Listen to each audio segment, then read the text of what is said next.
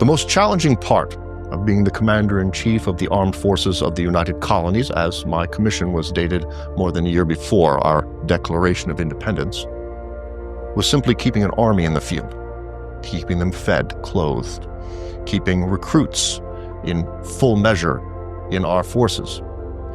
Early in the war, Congress had only approved a term of enlistment of 1 year. Imagine that. 1 year was the bane of the Army's existence early in the war. Imagine it.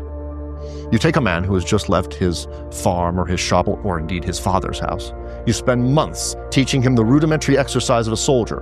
By the time you have him knowing his left foot from his right foot and which end of a musket to hold on to, you barely have 6 or 8 months use out of him before his enlistment has expired. To call the situation frustrating was an understatement.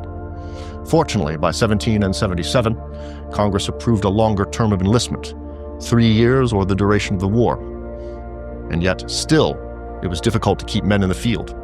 I had to threaten, cajole, and even bribe men to keep our positions filled so that we might have an army to put pressure upon the British. And then keeping them supplied was another difficulty. That was the greatest challenge that I faced as Commander-in-Chief, far more important in many ways than winning battles.